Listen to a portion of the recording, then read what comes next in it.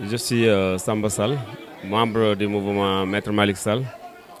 Donc aujourd'hui, la commune de Ogo, les membres du point focal de la commune d'Ogo ont décidé de se réunir ici avec leur leader. Nostalgiquement, Maître Malick Sall les a reçus. Et puis on a parlé du programme, c'était dans le cadre du programme de la campagne électorale. La campagne électorale qui bat son plein.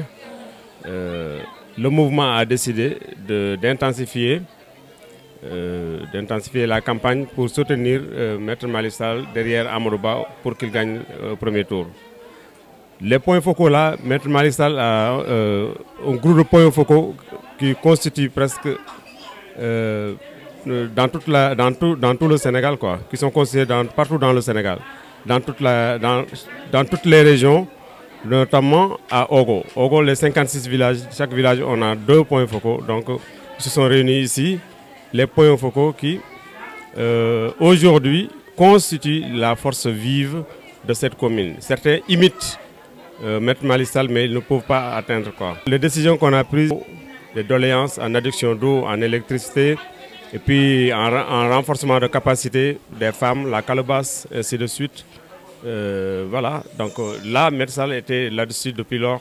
Mais finalement, il a décidé aussi qu'après les élections, il va davantage augmenter. Les différents villages, nous, on était là-dessus, peut-être les porte-à-porte, parce que la campagne est un peu réduite.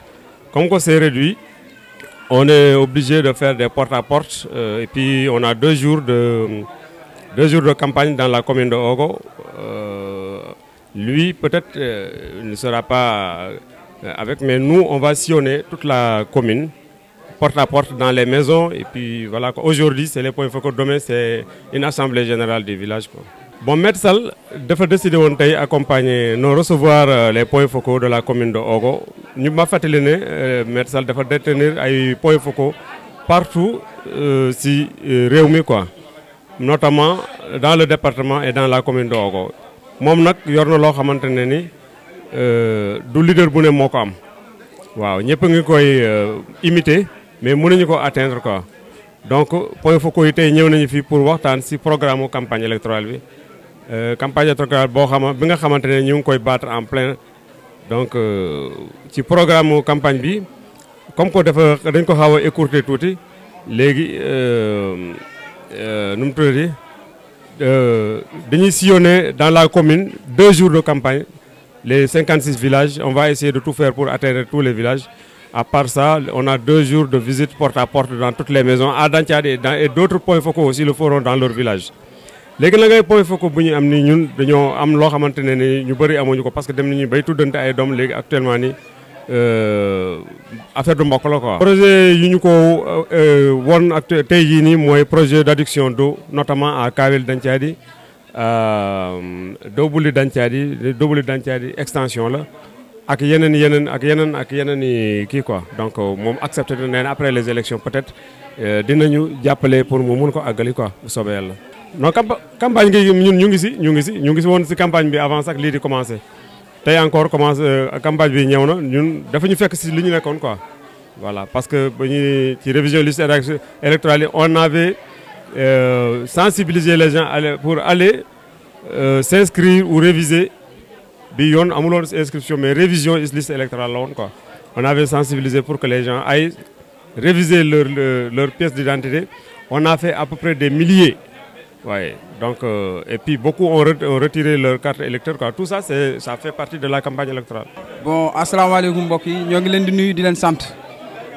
Soo leen gisee lii teewaay bii nii tey daanaka commune Ogo bi yëpp mu ngi fii ci këru Malick Sall. Waaw, xam naa ñëpp lu waral seen teewaay fii ci kër Malick Sall mooy jàppale Amadou Ba.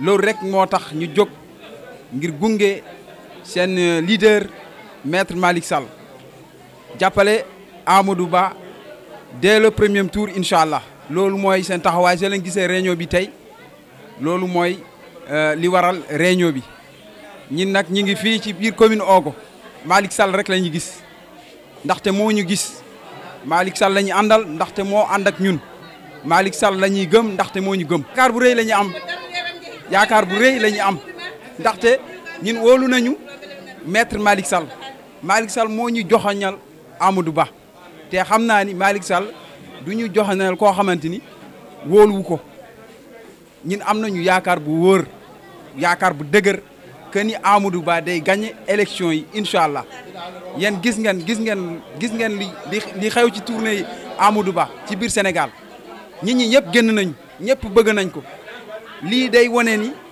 kii sénégalais yi bëgg nañ ko te gëm nañ ko incha allah dina gagné élection bi dès le premier tour incha allah. loolu mënul ñàkk nit soo jógee doo wax ni yow nit ñi ñëpp dañ lay topp loolu ci biir politique la bokk mais ñun am nañu confiance ci Amadou Ba day gagné ndaxte won nañu ko. Malick Sall aussi ñun Malick Sall la ñu gëm moom la ñuy topp xam nañu tamit yàlla ànd na ak Malick Sall fépp fu Malick Sall joxoñ yàlla dina ko may ndam Malick Sall nag Amadou Ba la joxoñ Macky Sall Amadou Ba la joxoñ ñun loolu moo ñu yitteel waaw te xam nañu Amadou Ba dina gagner dès le premier tour incha allah. Bon, salam alaikum, bonjour à tout le monde, c'est Siley Khalidou Ndaw, le zone leader de la commune de Ogo, derrière Maître Malick Sall, ici à Danthiadi, en direct Thiey Dakar.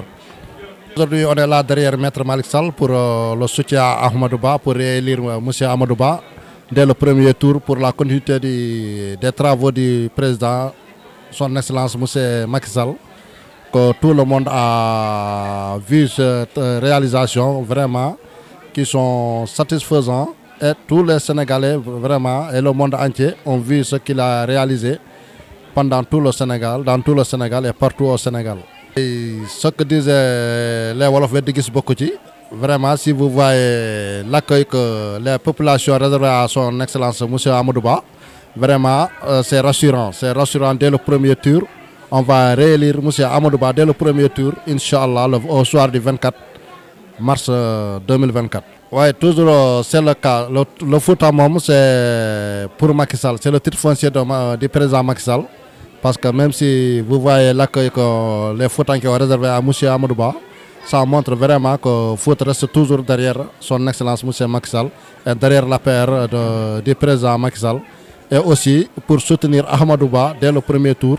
Si vous voyez l'accueil, ça montre que vraiment jusqu'à présent, les Foutanké sont derrière Maître Malick Sall pour encore le soutien à Ahmadou Ba. Vraiment, si on a Maître Malick Sall devant nous, nous sommes rassurants et aussi ça rassure pour toujours. Je m'appelle Adjaratou Ndiaye, je suis militante de Maître Malick Sall et je le représente au niveau de mon village, Tiankon Hiré. Nous sommes là aujourd'hui pour une réunion entre les points focaux. Tout le monde sont là presque pour la victoire de Amadou Ba.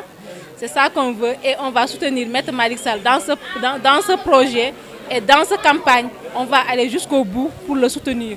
Vraiment, c'est ça qu'on veut. Et nous sommes là sur le terrain chaque jour pour sensibiliser les gens, comment voter. Nous sommes ici pour accompagner Maître Malick Sall pour accompagner le candidat Amadou Ba pour l'élection présidentielle. Vraiment, c'est ça. On veut une victoire en premier tour pour soutenir le candidat Amadou Ba. C'est ça qu'on veut vraiment. Et on souhaite Maître Malick Sall dans ce projet, dans cette campagne-là, pour avoir une victoire dans la commune de Ogo et dans le Fouta, partout. Vraiment, c'est ça qu'on souhaite.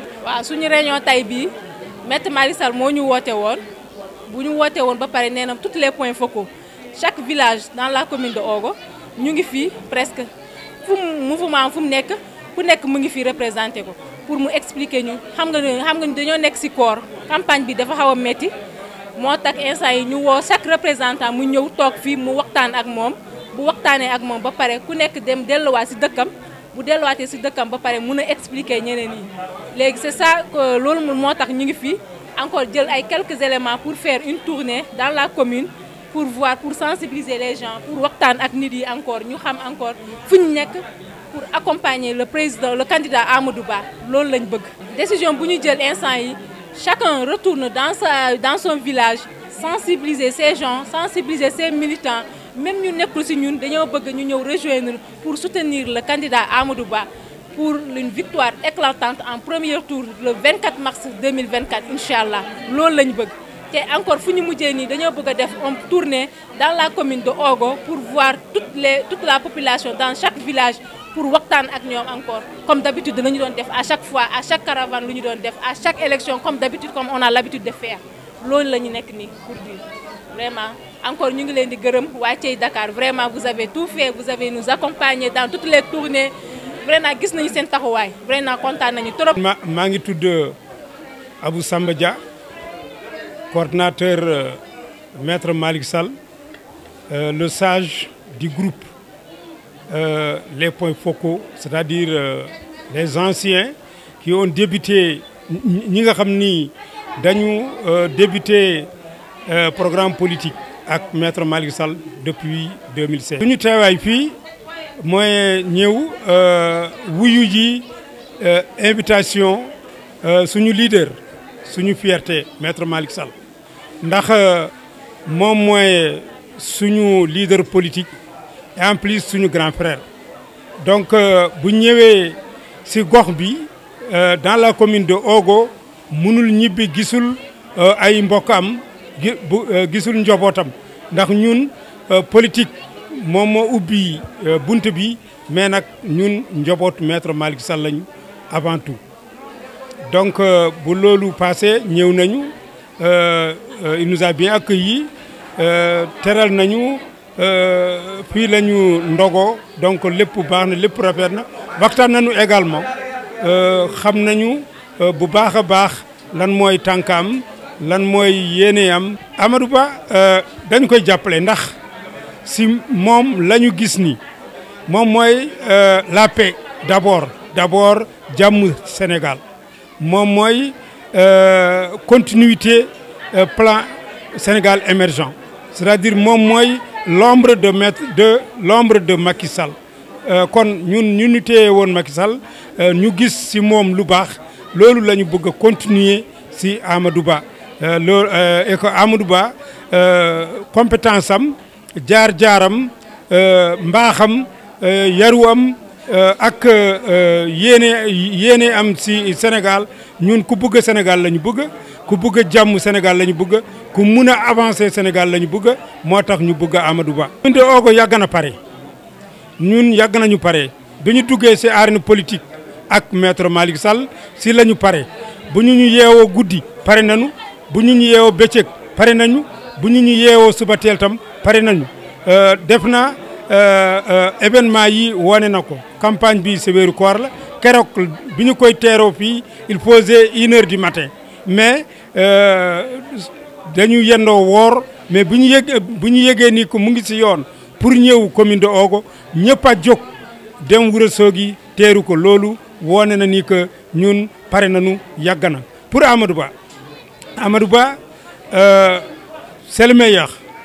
Nous avons bien vu qu'Amadou Ba, on l'aime bien parce que on le supporte. Pourquoi? Parce que c'est Amadou Ba la paix du Sénégal. C'est Amadou Ba qui a la compétence pour diriger notre pays, pour la continuité de ce que le président Macky Sall a commencé. Donc c'est lui qui peut continuer ça, qui a cette compétence, ce savoir-faire, cette politesse, cette persévérance. Donc Amadou Ba, c'est le meilleur. La commune de Ogo est toujours prête. Nous sommes toujours prêts. Le matin, le soir, midi, n'importe quelle heure, nous sommes prêts. La preuve, lorsqu'il est venu dans la commune de Ogo, il faisait 1h du matin. En plein jour, une forte chaleur qu'on nous a informé qu'il est sur le chemin pour accéder à Ourossogui. Dans la journée, c'est en ce moment qu'on s'est levé. Dans une chaleur énorme, on est venu l'accueillir à Ourossogui jusqu'à 1h du matin. Cela dit que nous sommes prêts, nous sommes toujours prêts pour Amadou Ba, toujours prêts pour répondre à l'appel de maître Malick Sall, notre leader. Toujours prêts pour répondre également à Macky Sall, notre fierté, le meilleur président de l'Afrique, le meilleur président du Sénégal.